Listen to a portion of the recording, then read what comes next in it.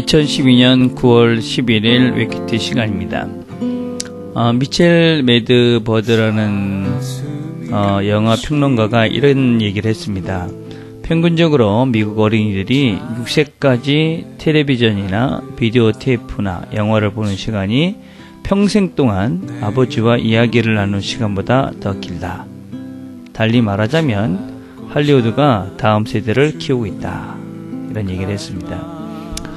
우리는 무엇을 많이 보고 듣고 그러면서 배우고 있는지 한번 생각해 봤으면 좋겠습니다.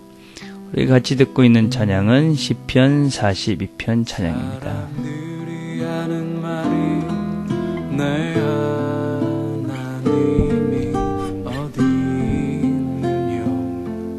어디 있느냐 내가 밤낮으로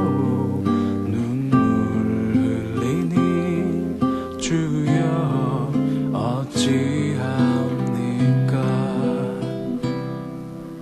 내 영혼아 내가 어찌하여 낭망하느냐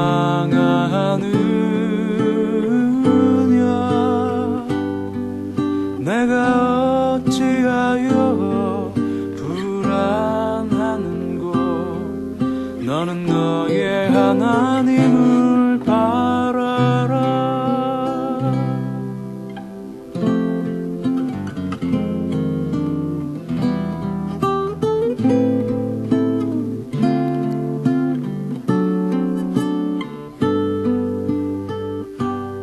사람들이 하는 말이 내 하나님이 어디 있느냐 어디 있느냐 내가 밤낮으로 눈물 흘리니 주여 어찌합니까 내 영혼아 내가 어찌하여 낭망하느냐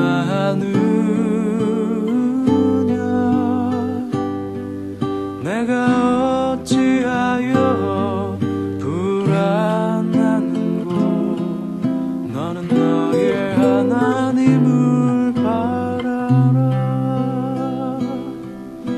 내 얼굴을 도우시는 내 하나님을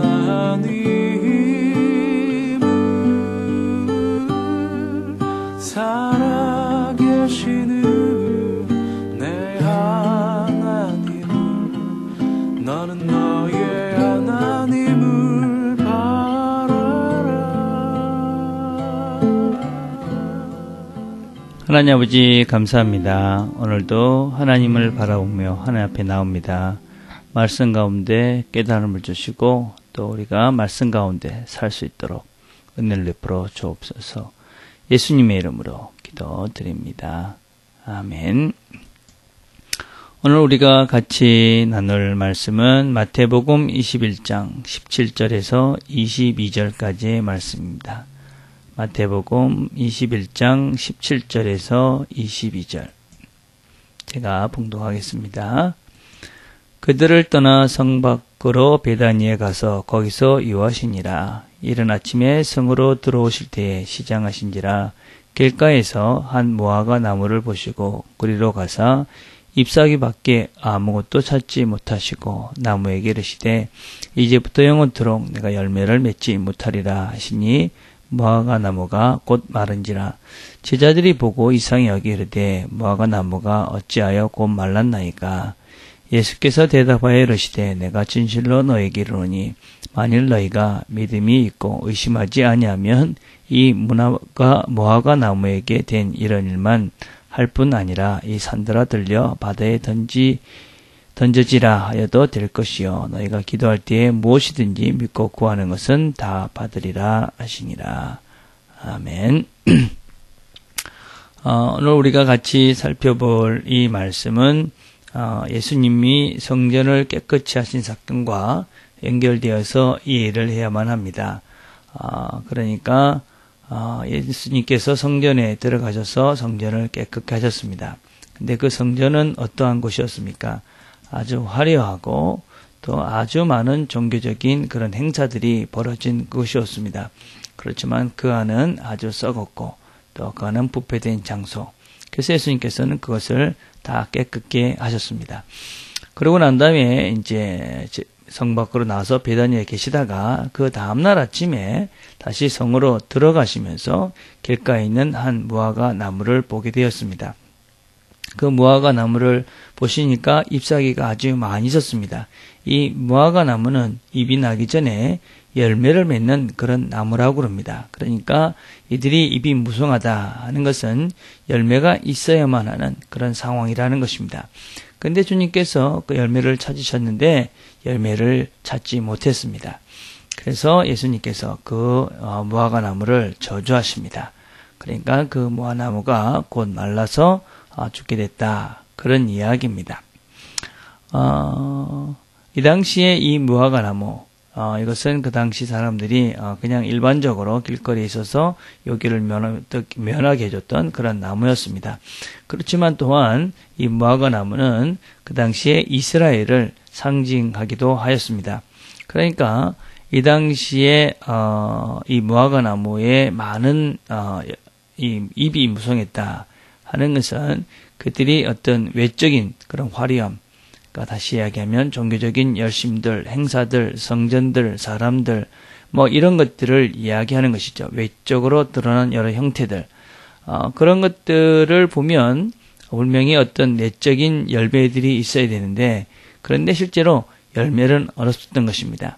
그 열매들이라는 것이 무엇이겠습니까? 그 열매는 그것들을 통해서 하나님께 영광이 되어지고, 그리고 또한 사람들이 새로워지는 것이죠. 하나님의 사람으로 새로워지는 것이 바로 열매라고 하실 것인데, 그들에게는 이런 성전의 화려함이나 또 많은 그런 종교 제사 의식 이런 기타 등등이 있음에 비해서 그들은 아무런 열매가 없을 뿐만 아니라 도리어 그 하나님의 성전을 도둑의 소굴로 만들었습니다. 그래서 결국은 이 타락하고 또 부패하고 아무런 결실을 맺지 못하는 이 타락한 종교에 대해서 주님께서 저주하시고, 이 종교적 행위들은, 이 종교적인 것들은 결국은 망하게 되고 말 것이다 라는 것을 상징적으로 보여주고 있는 말씀입니다.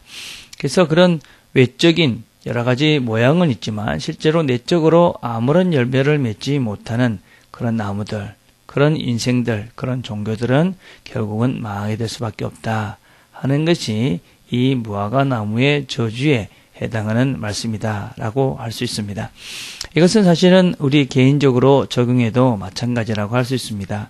신앙생활의 외적인 표현들은 중요합니다. 여러분 예배를 잘 드리고 또 기도도 열심히 하고 말씀도 잘 듣고 헌금 생활도 잘하고, 그래서 그런 신앙생활을 하는 외적인 행위들, 전도도 하고 또 우리가 묵상도 하고 하는 여러 가지 것들은 우리에게 반드시 필요합니다. 우리가 이런 것도 하지 않으면서 열매를 맺을 것을 기대하는 것은 더 웃기는 일일지 모릅니다. 우리가 이런 것들을 해야지만이 사실은 열매가 있을 수 있습니다. 그래서 그 열매를 맺기 위해서는 이런 것들이 있어야 되는데, 이런 것만 있어서는 안 된다는 것입니다.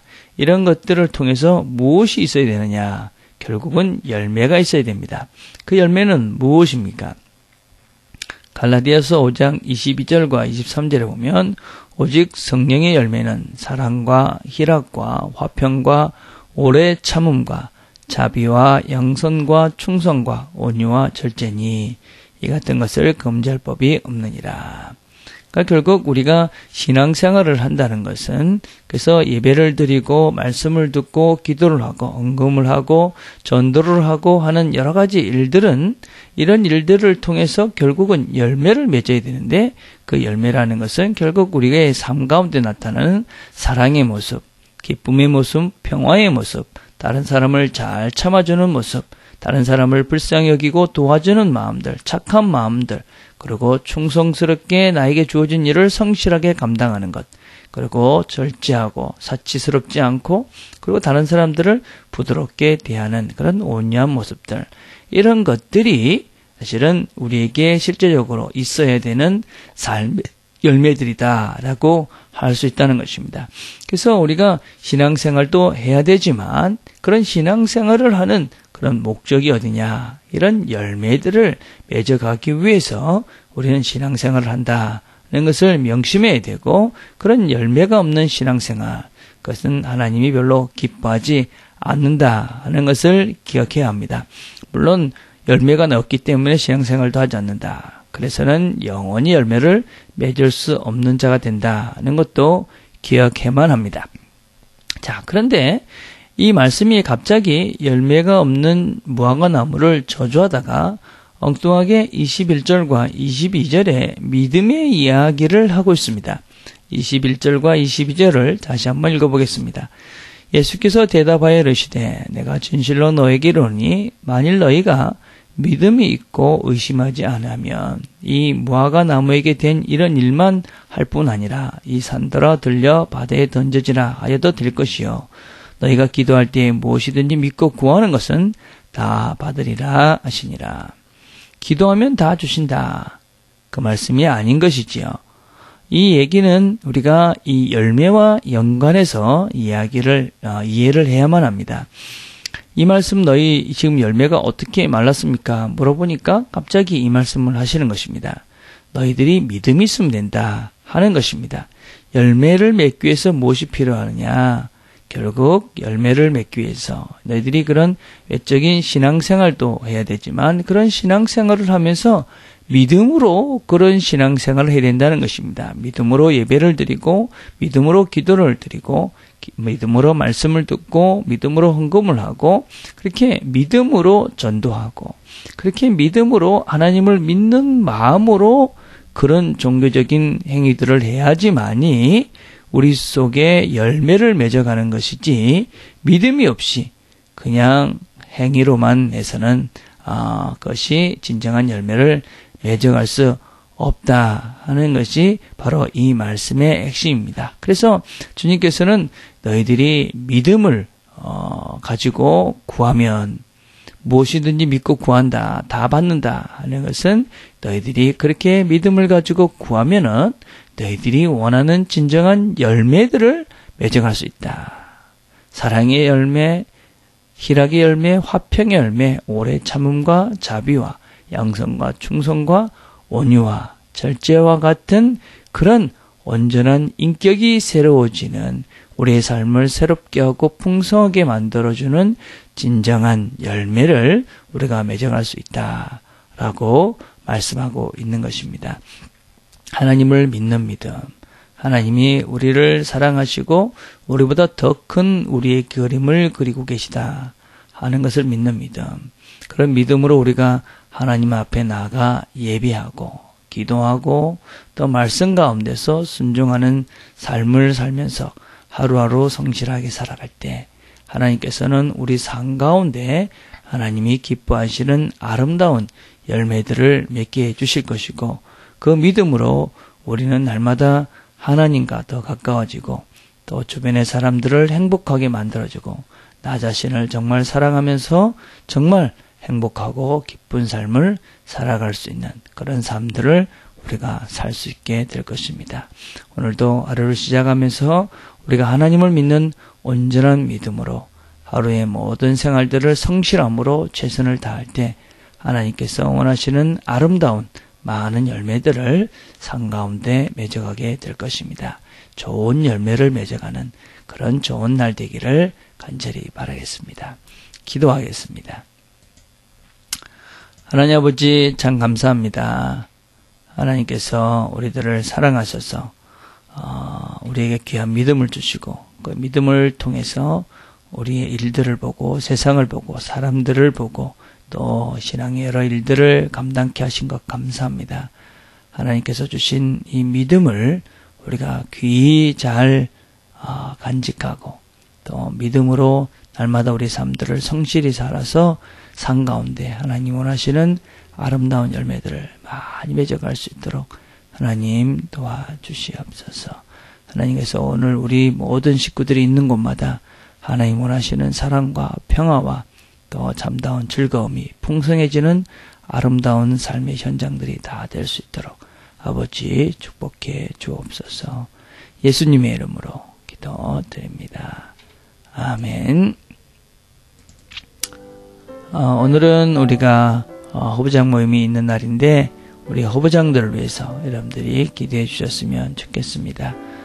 늘 여러분들을 위해서 수고하고 또 말씀으로 준비하고 기도하는 허브장들을 위해서 기도해 주시고 또 여러분 각자 허브들 기도 제목 나눴던 것들 기억하시면서 그렇게 기도했으면 좋겠습니다.